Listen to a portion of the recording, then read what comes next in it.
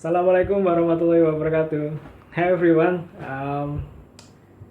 We met again on this lessons video with me, Mr. Giri. Today we will discuss a submaterial in chapter 4 about expressing possessions. Ya, oke. Apa itu expressing possession? Expressing possession itu adalah menyatakan kepunyaan atau kepemilikan. Oke. Ada banyak cara untuk menyatakan kepunyaan atau kepemilikan. Oke, mari kita lihat contohnya di papan dulu ya. Oke, langsung aja. Expressing possessions. Ada beberapa cara untuk menjelaskan atau menyatakan expressing possessions. Lihat contoh nomor 1. It is my book. Ini adalah buku saya. Oke. My book di sini menunjukkan kepunyaan. Buku ini milik saya. Oke, buku ini punya aku, gitu ya. Jadi di sini maksud dari kepemilikannya termasuk dalam kategori possession adjective, ya. Possession adjective. Di possession adjective itu ada banyak ya, kalian sudah tahu pastinya tentang possession adjective seperti my, her, his, your, dan sebagainya. Oke, lanjut ke contoh yang nomor 2. That's Ronnie's car. That is Ronnie's car. Di mana letak kepunyaannya, kepemilikannya, expressions of possessionnya? Di Ronnie's ini, apostrophe s. Jadi salah satu cara untuk menyatakan kepunyaan atau kepemilikan dengan menuliskannya melalui apostrophe s. Oke, lanjut dengan contoh yang ketiga. Contoh yang ketiga adalah I have one sister, yang artinya saya mempunyai satu saudara perempuan. Oke, di mana letak kepunyaannya, expressing the possessions? In have. Nah, jadi dari ketiga contoh ini kita akan membahas fokusnya di have dan has sebagai bentuk untuk menyatakan kepunyaan atau kepemilikan. Oke, selanjutnya kita akan membahas tentang arti dari verb have dan has. Ada banyak sebetulnya arti dari verb has dan has itu sendiri, baik sebagai verb maupun sebagai auxiliary. Ini adalah beberapa contoh arti dari have atau has itu sendiri. Mari kita lihat di papan. Yang pertama adalah verb have atau has berarti mempunyai atau memiliki. Contohnya, Dina has a beautiful voice. Has di sini berarti Dina mempunyai suara yang merdu. Contoh yang nomor 2, we have time to talk about it. Artinya kita mempunyai banyak waktu, kita mempunyai waktu yang cukup untuk membicarakan hal itu. Jadi have di sini bertindak sebagai atau berarti memiliki atau mempunyai. Oke, kemudian arti yang kedua itu adalah have atau has bisa juga berarti sudah atau telah. Oke, contohnya I have done it. Artinya saya sudah melakukannya. Oke, kemudian contoh yang kedua, she has lived there for a long time. Artinya kurang lebih dia sudah tinggal di sana sejak lama. Jadi ini adalah beberapa arti dari have atau has itu sendiri. Tapi dalam video kali ini kita akan membahas fokus kepada arti has sebagai expression atau bentuk menyatakan kepunyaan atau kepemilikan. Jadi kita akan fokus di yang nomor 1 artinya. Oke guys, selanjutnya kita akan masuk pada penggunaan subjek untuk have dan has. Oke, langsung aja kita lihat. Di sini pertanyaan pertama have. Have itu dipasangkan dengan subjek I, we, you, they. I have, we have, you have, they have, and the cats have. Yang berarti untuk have itu menggunakan subjek plural atau jamak ya. Jadi semua yang lebih dari satu itu menggunakan have. Sebaliknya has itu seperti contoh ada he has, she has, and it has. He has dia laki-laki, dia perempuan, she has. It itu merujuk kepada benda atau barang, sehingga di sini has itu lebih kepada singular. Jadi sudah jelas ya perbedaannya. Kalau has itu menggunakan singular, he, she, it, sedangkan yang have itu menggunakan I, we, you, they, ataupun plural atau benda jamak. Jadi seperti itu. Oke guys, lanjut ke pembahasan selanjutnya. Kita masuk ke formulasi atau rumus daripada have dan has sebagai bentuk ungkapan kepemilikan.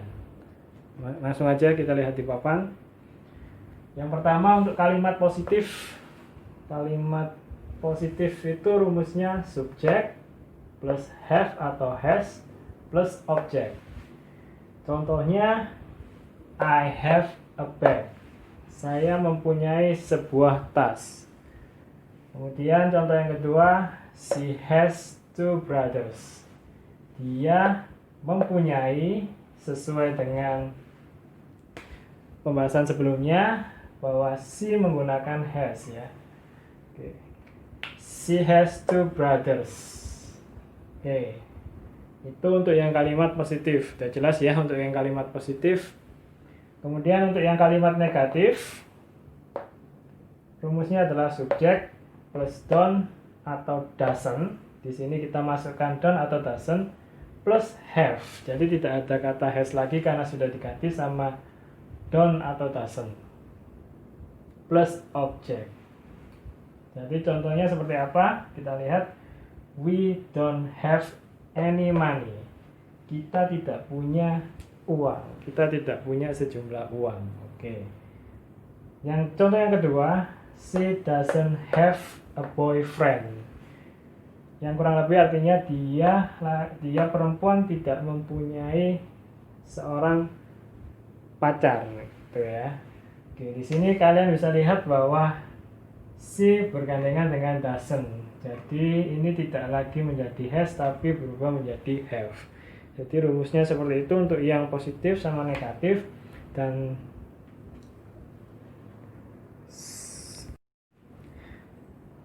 oke, lanjut ke rumus negatif yang kedua. Setelah tadi sudah dijelaskan tentang rumus have dan has dalam kalimat positif sama negatif. Yang pertama yang menggunakan doesn't sama don't. Sekarang kita bisa melihat rumus untuk have atau has untuk kalimat negatif yang kedua ya. Langsung aja. Jadi rumusnya subject plus transitive verb plus no karena kalimat negatif plus object. Transitive verb di sini adalah kalimat kata kerja yang langsung diikuti oleh objek. Ya, pada hal ini adalah have atau has. Langsung aja kita lihat contohnya. Sini ada I have no money. Saya tidak mempunyai uang. Sama artinya sama yang sebelumnya. menggunakan rumus yang doesn't atau don't itu. Jadi I don't have any money, saya tidak mempunyai sejumlah uang, artinya sama. Kemudian contoh yang kedua, he has no girlfriend, dia tidak mempunyai pacar gitu ya, teman cewek atau pacar.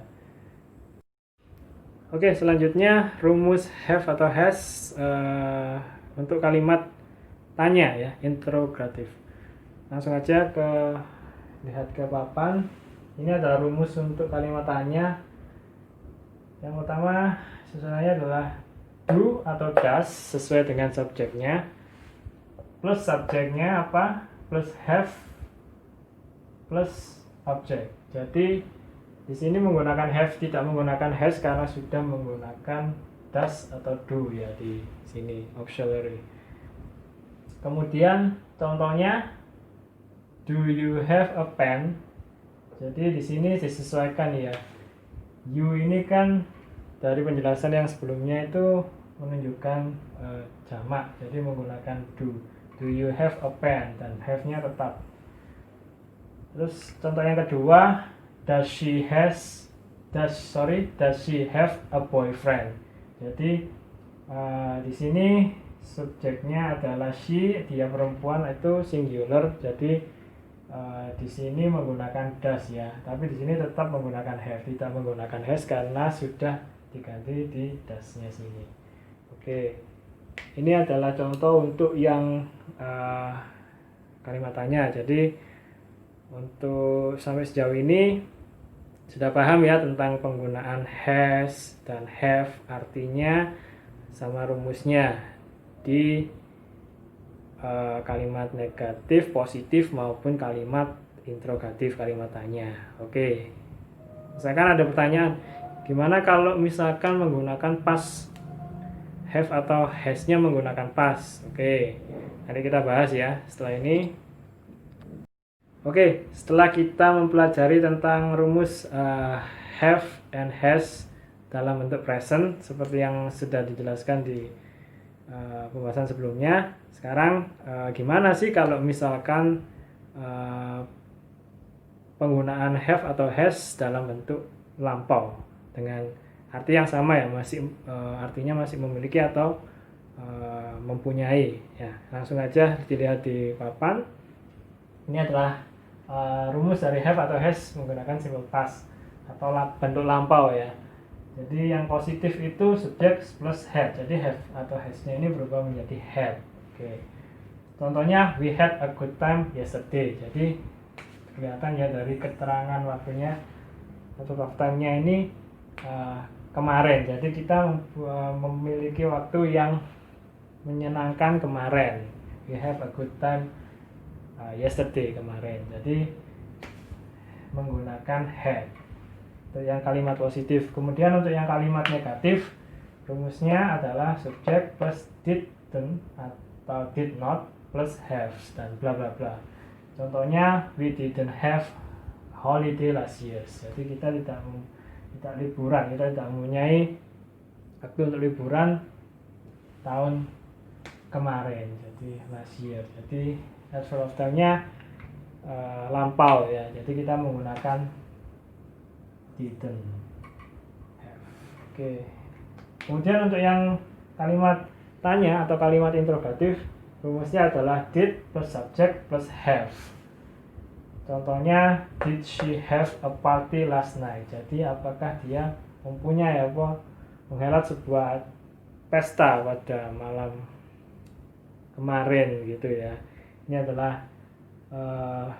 penggunaan atau rumus dari have atau has dalam bentuk lampau. Jadi sekarang sampai sejauh ini kita sudah belajar tentang arti penggunaan subjek untuk have atau has, penggunaan rumus untuk have dan has dalam bentuk present yang do atau doesn't tadi maupun yang bentuk lampau. Oke, sekarang waktunya untuk mencoba pemahaman adik-adik, pemahaman kalian tentang verb have atau has ini dengan menyelesaikan beberapa soal ya nanti. Oke. Oke, sekarang waktunya kita praktis sedikit ya. Ada beberapa soal yang mungkin bisa menjadi bahan latihan selain di LKS nanti. Ini beberapa contoh, langsung aja sama-sama kita bahas di sini. Yang nomor 1, the house doesn't atau don't have a window. Jadi kira-kira jawabannya yang mana? Di sini subjeknya adalah the house ya. The house itu termasuk dalam it, kecuali kalau houses ya. Kalau houses kan jamak, kalau house saja berarti singular, berarti tunggal, termasuk dalam it ya, benda atau barang. Jadi jawabannya adalah yang doesn't. The house doesn't have a window. Jadi rumah itu tidak mempunyai jendela gitu. Lanjut ke nomor 2, ada kalimat tanya ini, do atau does she have the knife? Apakah dia mempunyai pisau? Jadi jawabannya adalah ya, yang does, karena subjeknya adalah she. F-nya tetap tidak berubah menjadi has. Oke, lanjut yang nomor 3 adalah the water have or has a bad taste. Jadi air itu mempunyai rasa yang tidak enak ya, rasa yang tidak enak. Jadi jawabannya apa kira-kira? Water itu subjeknya berarti apa? Jawabannya berarti has. Kenapa kok jawabannya has? Karena subjeknya adalah water. Water itu termasuk dalam uncountable nouns ya. Jadi benda yang tidak bisa dihitung itu masuk pada kategori singular gitu. Jadi jawabannya kalau singular kan gandengannya he, she, it itu pakai has. Jadi the water has a bad taste. Lanjut yang nomor 4, he have or has no money. Jadi udah kelihatan ya, jelas ya, kalau subjeknya has pasti menggunakan has. Dia tidak mempunyai sejumlah uang. Oke, lanjut yang terakhir nomor 5, we don't or didn't have a holiday last year. Jadi kita bisa lihat dari subjeknya atau dari kata keterangan waktunya. Jadi di sini kan last year ya, ini pasti lampau, pasti menggunakan simple past. Setelah kita belajar tadi kan, kalau menggunakan simple past, kalau negatif menjadi didn't. Jadi jawabannya we did not have a holiday last year.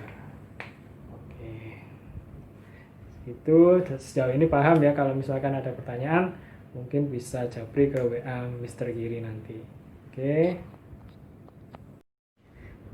Oke adik-adik, sekian dulu video dari Mr. Giri, dari saya tentang subtopik chapter 4, expressing possessions, menyatakan kepemilikan menggunakan verb has atau have.